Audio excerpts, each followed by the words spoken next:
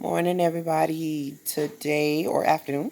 Today we're talking about drawing conclusions for our reading RLA. Drawing conclusions.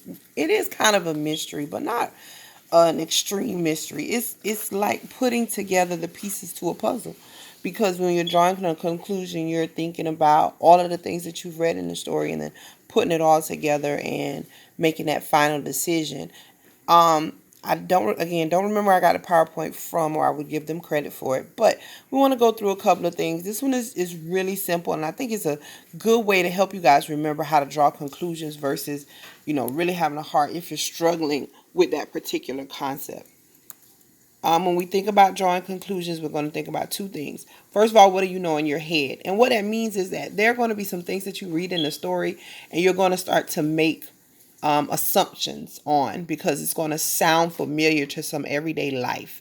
And that's what we mean about knowing what's in your head, or what you already know in your head. What do I know about already life? Things that I've experienced, or things that I've read from other things that I already know. That's the kind of things we're talking about what's going on in your head. The second thing that you're going to look at is what is in the story. What is the story telling me? What things should I be looking for? Or what things stand out in the story? What is it leading me toward? So you're putting together what you know in your head and what you've read in the story to kind of give you that final aha. This is the conclusion to that particular story. When you finally put it all together, you're going to feel comfortable. You're going to be able to make that final decision. Don't try to overthink conclusions. That's another thing that people do. You want to see too much. That's one of the problems that we have. Don't look for everything. When you've come to a decision and you've went back, excuse me, looked at the story, and you see the decision and you can see the clues, go forward. Pick that, move on. Don't try to spend too much time, because what you'll end up doing is talking yourself out of a good decision and making the wrong answer choice. We're just going to look at maybe two examples, and they're like four on here, but we're going to look at two of them because these are they're pretty easy baby examples. So that's why we're only going to look at two. But let's look at this one. I sleep in a crib. I drink from a bottle. I cannot walk or talk. Who am I? Again, these are very, very basic, but you get the idea. We're trying to get that premise. Okay, so these are the clues that they gave me, right? But there's some things I know in my head. I sleep in a crib. Automatically, that's going to make me start thinking, okay, baby sleep in a crib. I drink from a bottle. Again, that's automatically putting babies in my head. I cannot walk or talk. Well, no, babies can't walk or talk. So from the clues they gave me and from the things I know in my everyday life, I can come to the conclusion that they are, of course, talking about a baby. Let's look at another example.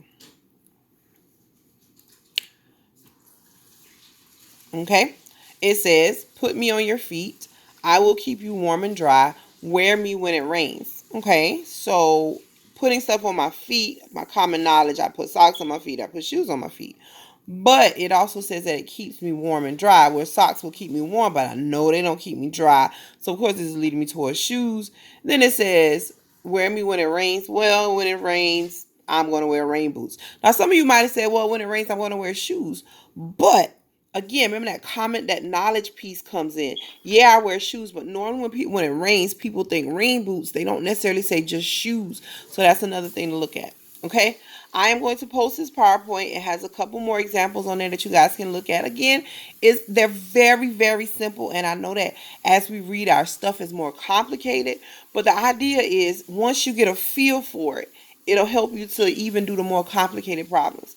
So again, try some. Again, I'll post the page. Get into your Kaplan, get into Aztec, get into everything. Try some of these. See how it goes. Y'all have a great day. Thanks.